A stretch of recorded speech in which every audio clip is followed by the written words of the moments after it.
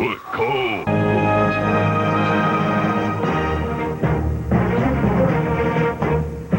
From Manchester, New Hampshire, this is CNN's coverage of the New Hampshire primary with Judy Woodruff, Bernard Shaw, and Jeff Greenfield.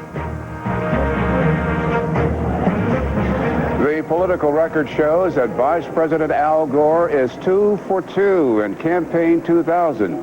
CNN declaring that the vice president will defeat former New Jersey Senator Bill Bradley when all is said and done tonight. Here now, the look at the latest vote totals with 73% of precincts reporting. Al Gore 53%, Bill Bradley 47%. And on the Republican side, you heard it here 3 hours ago, John McCain, the winner on the Republican side. And here are some raw numbers we have with 72% of the precincts reporting, 49% for the Arizona senator, 18 percentage points ahead of Texas Governor George W. Bush, followed pretty far back by Steve Forbes, then Alan Keyes, and finally Gary Bauer. And speaking of the senator from Arizona, he joins us now. And Senator McCain, we want to thank you for joining us. First of all, congratulations. Thank you, Judy. Bernie, thanks for having me on. And Judy, thanks for joining me on our bus. It was quite an experience. Senator, my first question goes right to what Governor Bush said when he spoke to his assembled troops earlier tonight. Namely, he said you had the luxury, he suggested, of running in one state, whereas he's running a 50-state strategy, something he suggested you're not trying to do, and he suggested you're not going to have the luxury of what you did here in New Hampshire in the future. Judy, we've been in South Carolina a lot. We've been in Michigan. We've been in California. We've been all over the country. But really, what won this race and was such a, I guess from your figures, is now up to 18%, which surprises all of us, is the message. Not the time here, but the message, and that is a reform of getting the country out of the hands of the special interests, back to the people, telling the truth, giving them a vision and hope for the future. And that's really the message. But the fundamental of that is reform of government and getting the special interests and their big money out of Washington and getting the people back. We had people by the thousands today who showed up to register to vote for the first time so that they could vote for me. I can't tell you how humbling that is.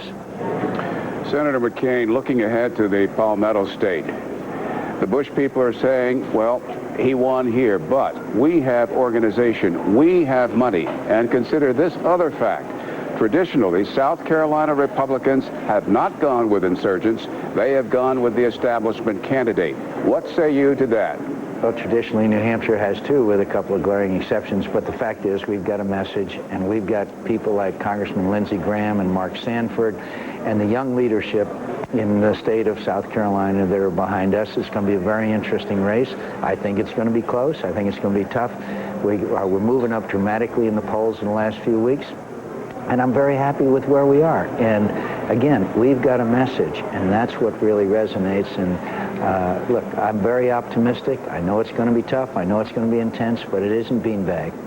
Senator, another point Governor Bush is making is that you won here in New Hampshire on the basis of support from independents. His point being that you're not going to have that situation in South Carolina or in most other states you're going to be running in. You're going to have to go toe-to-toe with him among Republicans. And what he's saying basically is that's going to be a whole lot tougher for you. Well, first of all, in South Carolina, they don't have party registration, so independents will be voting. But more importantly, we won Republicans, we won seniors, we won young people. We won everybody here in New Hampshire, including Republicans, including independents, and they vote in South Carolina too. But again, I'd like to say the reason why we won was because that I could convince people of New Hampshire that I could lead them in the next century and that I'm fully prepared to be President of the United States, both for my life experiences, my legislative experiences, but my vision and the message. And that's really why I'm optimistic about our chances, and I do not underestimate Governor Bush in any way. And by the way, I'd like to point out, I think he was very gracious tonight. Talk to us, please, on these 2 points. The polls show that the governor has consistently led you in South Carolina. You appeal very strongly to veterans. We know that South Carolina is laced with many, many hundreds of thousands of veterans. Talk to us about that, and also take us into your campaign checkbook. What is this bounce out of New Hampshire going to do for your campaign coffers? Well, first of all, you're right. There is more veterans per capita than any other state in America. In South Carolina, we already have organizations, veterans organizations, in every town in the state of South Carolina, in every county, and we're proud of that. We're moving up in the polls in South Carolina. We've seen about a 20-some% closure in the last few weeks. And we are doing fine in raising money. We'll never have as much money as Governor Bush. By the way, it's McCain2000.com, but the fact is that we're raising enough so we're competitive. We've got enough for television, South Carolina, Michigan. We're about to come up in California. So we're doing just fine, but we never, ever expected to win the Battle of Bucks. We thought we could win the Battle of Ideas, and I think the margin of victory here, we were badly outspent here in New Hampshire. I mean, they saturated the television. So I think we can do the same thing in South Carolina. But if we stay on message, we're not diverted, and we conduct the kind of campaign that people here in New Hampshire were pleased with, they'll be pleased in South Carolina too. Senator, it's Jeff Greenfield. You keep saying that you won because of message, but you tell stories on that Straight Talk Express of yours of people who don't like your positions, but vote for you because they think you tell the truth. Can you sustain a national campaign by appealing to Republicans, many of whom may not agree with you on policy? The reason they may not agree with me on a number of issues, such as in Portsmouth, New Hampshire, which I just carried, where I said we had to have a base closing commission where they've got a naval station. But they really agree with me, Jeff, that it's time to get their government back. Young people voted in the lowest numbers in the last election ever. Young people have become cynical and even alienated. They see this as a chance to be back again and have a government that they feel represents them. That message has resonated. South Carolina, Arizona Republican Senator John McCain. I'm thinking of the next primary ahead. Call me South Carolina. It's okay. Okay, South Carolina. We'll see you in the Palmetto State. Great to be with you. Always a pleasure to have you indeed. Now, looking back on Senator McCain's victory, upset victory over Texas Governor George Bush, Candy Crowley is at Bush headquarters. Bernie, they were surprised here by the gap between John McCain and George Bush when the numbers finally came in. They had sort of resigned themselves to losing. They really didn't think they would lose by this much. The pundits will call this what they want. The politicals will as well. Here's what George Bush calls it. New Hampshire has long been known as a bump in the road for front runners. And this year is no exception.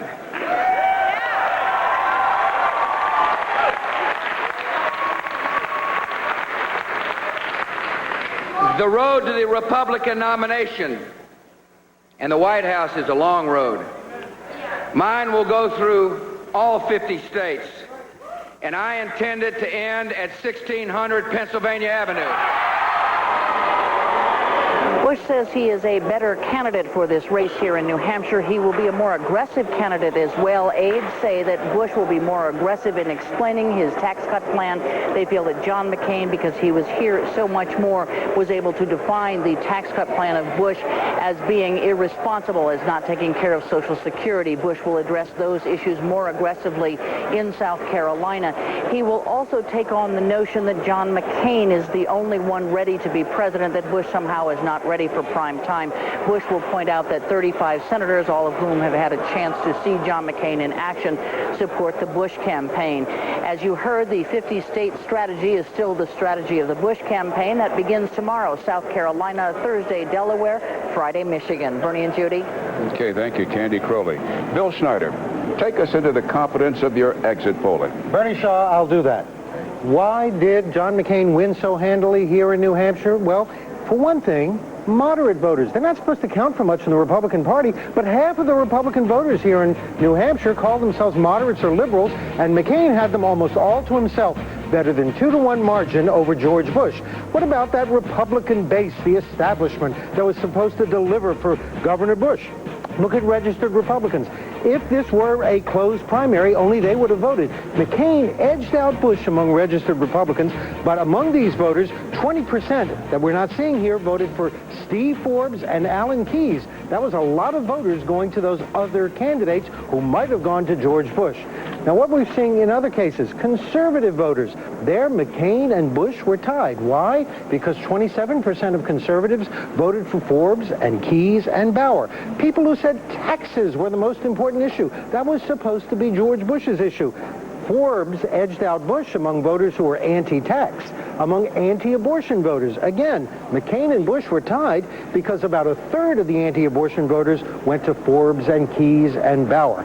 Bush has one great hope, that conservatives will get behind him in the coming primaries and start a Stop McCain movement. They're going to see John McCain as some sort of alien, quote, moderate invader who's going to take over their party, and they're going to gather behind George Bush, he hopes, in order to stop John McCain, just the way they did behind Bob Dole to stop Pat Buchanan 4 years ago. But, Bill, just one point. You still have those polls of Republicans saying that they would like to see the surplus spent not for these huge tax cuts, excuse me, that Governor Bush is proposing, but to take care of the debt, to pay down the debt, and to secure Social Security, which is what McCain is talking about. That's right. McCain is talking about Social Security and the debt, and he's making some headway on that, certainly here in New Hampshire, where you had a lot of moderates, you had a lot of independents voting in the Republican primary.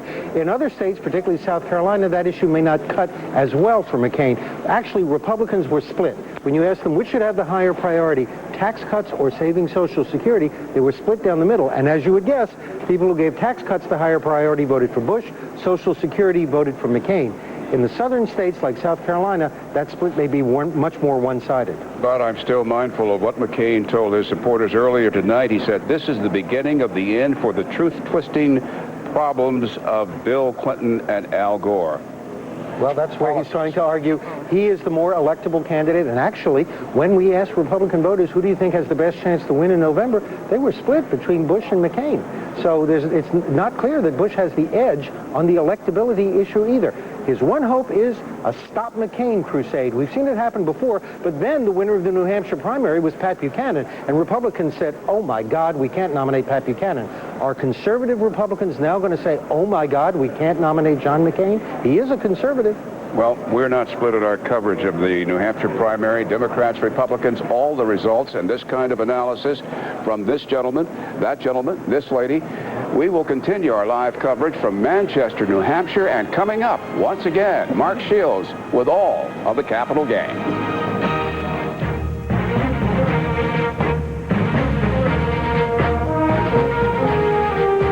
CNN's coverage of Election 2000 is brought to you by Payne Weber. Thank you, Payne Weber. And by America's pharmaceutical companies, leading the way in the search for cures. Let's see, college in 4 years, costs up 40% over the next 5. Somebody do the math here. It'd be great if our money would grow as fast as these kids. I can't believe Will paying for college be as painful as this? It's getting ugly. Hey, that kid just dropped a pretzel? Because I like pretzels. I really like We'll be able to help with their education. I wonder if we should have put that money in a trust. Maybe we would have... I think she was kidding about college in Hawaii. Thank you, Payne Weber.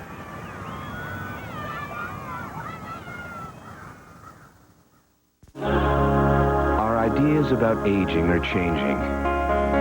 Prescription medicines are helping to change them. New medicines that help prevent heart attacks and strokes, that reduce the need for surgery and hospital stays. Most of America's seniors have insurance coverage for these medicines, but some of our seniors don't. At America's pharmaceutical companies, we want every senior to have access to prescription medicines so that all our seniors who need them can have them.